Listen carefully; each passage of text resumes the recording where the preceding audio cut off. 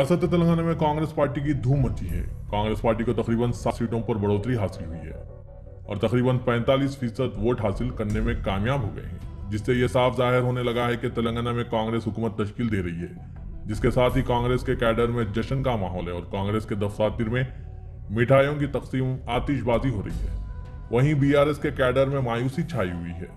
BRS के दफ्तर BRS भवन में सन्नाटा छाया हुआ है।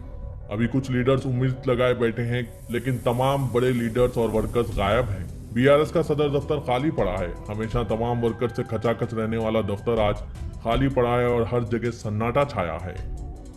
पेश है इस खुसूस में बीआरएस भवन के कुछ झलकियां और साथ ही बीआरएस भवन में मौजूद बीआरएस के कुछ लीडर्स के ख्यालात।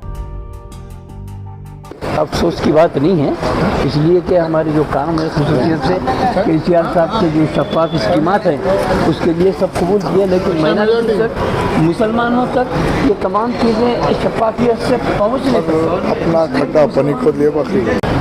हम समय पहले तो तेलंगाना की आवाम के बारे में ये बोलेंगे कि तेलंगाना की आवाम को जिस तरह से मिसगाइड किया गया, तेलंगाना की आवाम को जो केसीआर साहब की स्कीमें हैं उसे उल्टा पुल्टा बताकर गारंटी कार्ड के नाम पर ये सब कर कर आवाम, भोली भाली आवाम को कांग्रेस फिर एक मरतबा धोखा देने में कामयाब हो गई। मगर हमें यकीन है कि पिछले 1 साल में ज़्यादा नहीं, पार्लियामेंट इलेक्शन या आने से उससे पहले से आपको पता चल जाएगा आवाम को कि केसीआर साहब की जो फलाई स्कीमें थी वो स्कीमें किस तरह से अच्छी थी और कांग्रेस उसके साथ क्या खिलवाड़ करी, आवाम को पता चल जाएगा।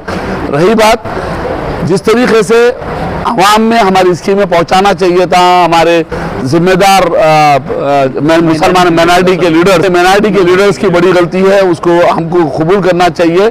हमारे जो head of the minorities leaders थे वो लोग बिल्कुल ही आवाम का 2 कौड़ी का काम नहीं करने की वजह से मुसलमान काफ़ी माइनॉरिटीज गुस्से में थे और उल्टे पुल्टे बयानों की वजह से खुद हमारे होम मिनिस्टर साहब के हैसियत से महमूद अली साहब के जो गरमा गुस्सा जो नज़र आ रहा है वो खुली बात है कि उन्होंने आवाम को भी मिसगाइड किया और हर वक्त मरतबा ये बोलते थे कि मैं मुसलमानों का चेहरा हूँ, उनका योगदान है, मगर मुसलमानों को, डिस्ट्रिक्ट के मुसलमानों को या सिटी के मुसलमानों को किसी को भी एक पैसे का काम नहीं करे, जिसकी वजह से मुसलमानों में नाराज़गी थी और उसको हम कोशिश कर रहे थे कि किसी तरह से हम लोग वो पहुंचाए। मगर ये बात ये थी कि उनकी इतनी खतरनाक लॉबी बनाए थे उन्होंने, वो मालूम नहीं हुआ। केटीआर साहब को बहुत बाद में मालूम हुआ इस चीज़ को, जब तक काफ़ी देर हो चुकी थी। आवाम में डिस्ट्रिक्ट में मुसलमानों की जो नाराज़गी थी, सिटी के मुसलमानों की जो नाराज़गी थी, उसका कारण ये खुसूस